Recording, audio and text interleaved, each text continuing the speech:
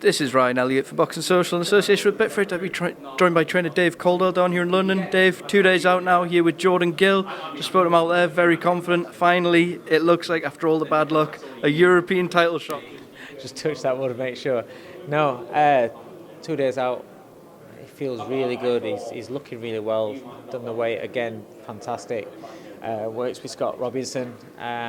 Couldn't wish to have a better nutritionist. So that's a massive pressure off myself as a coach, him as a fighter, and he feels great.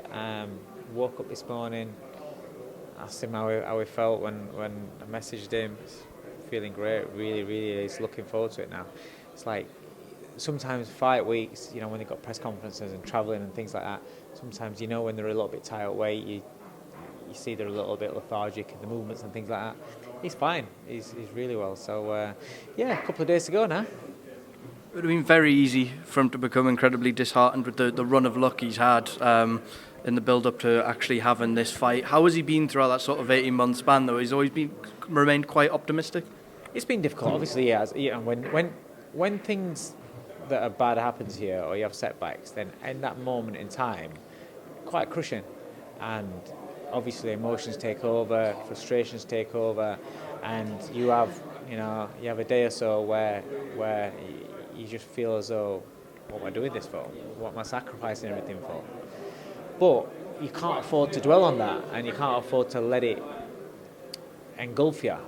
And he's not, and so we get straight back at it, and we focus on his gym work, we focus on becoming a better fighter.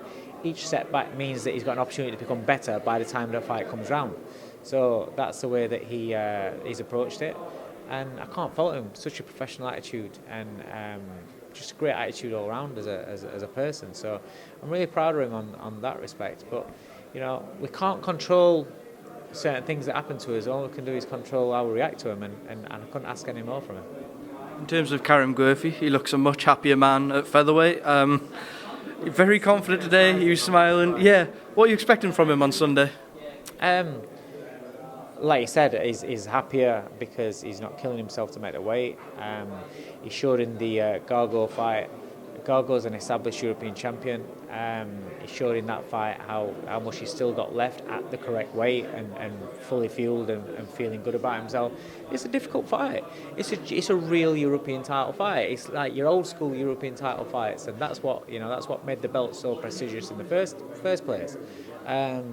So I'm expecting a tough fight and a tough night. Plenty of heart. He's one of these guys that keeps on coming, keeps on throwing. Whether he chooses to box or come on the front foot, he's tricky, he's wily, he's experienced. 4-time European champion says it all. One of these guys like a Kiko Martinez, where you think he's finished and he comes back, finished, he's come back. One of those kind of guys. So Jordan knows that he has to be switched on. He has to keep his mental focus right. Not get too carried away when he has successes. Not get despondent if he gets tagged a couple of times with his awkward rangy shots. So it's boxing, and it's championship boxing, and he understands that in championship boxing you can have ebbs and flows of fights. He's a lot, he's a lot more experienced than what people give him for, Jordan. You look at the Bellotti fight, high pressure that was, coming off after a year out, and then going straight in against Bellotti. Jason Cunningham on his first fight with Matchroom on under lights on live on TV. That was a tough fight for him to mentally to go into as well. Like, straight in against such a seasoned campaigner as him. The Juarez fight last time out was a very big fight. When Eddie's saying must win, those were all must wins. Every time he boxes, Eddie's must win. Every fight is a must win. If it's an 8-rounder, it's a must win, really. But in terms of it's a must win or that's it, you're finished. He's 27 years old, so I think that's stretching it a little bit.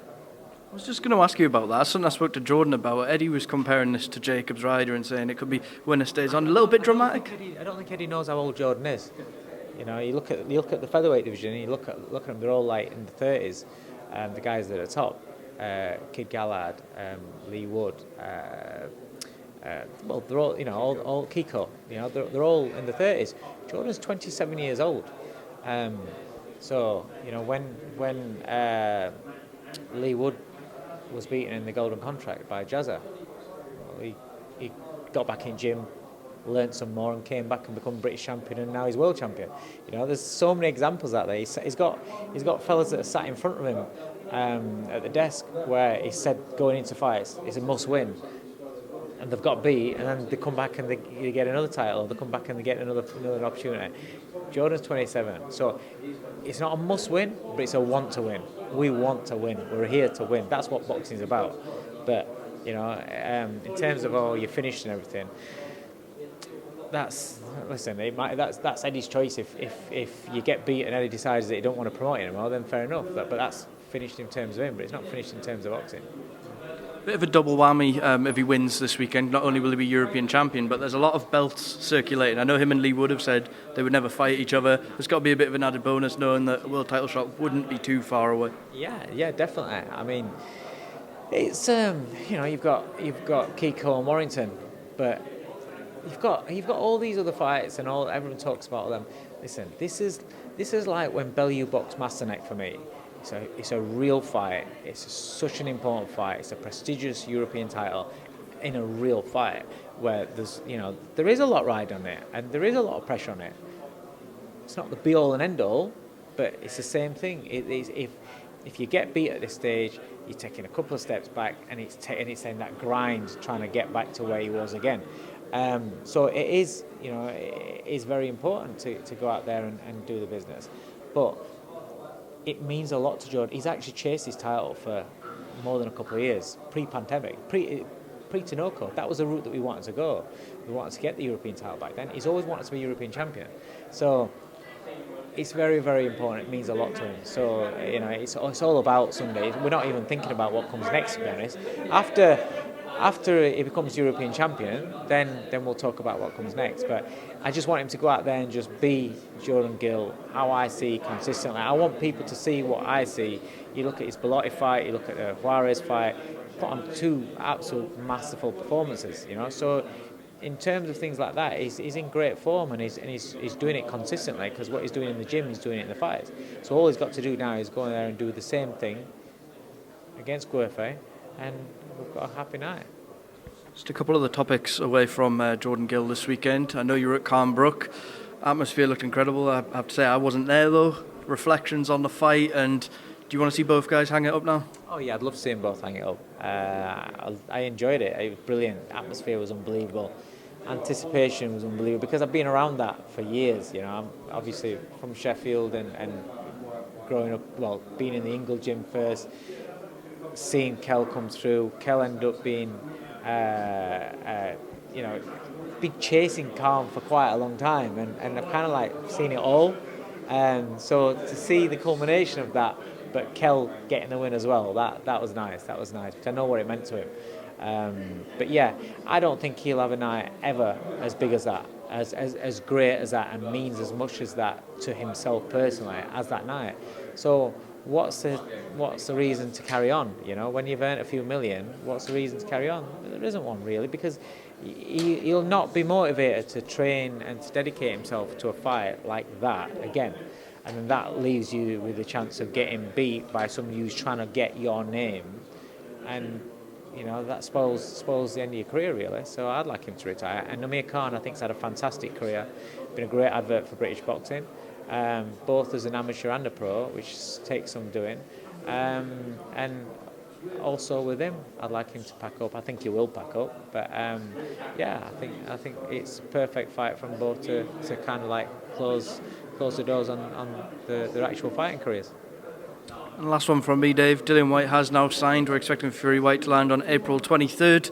From a trainer's perspective, we've seen Tyson Fury change his style quite a lot for the last two Deontay Wilder fights. What Tyson Fury do you think we'll see against Dillian-Whyte, though? Who knows? You don't know, do you? You don't know with him. Does he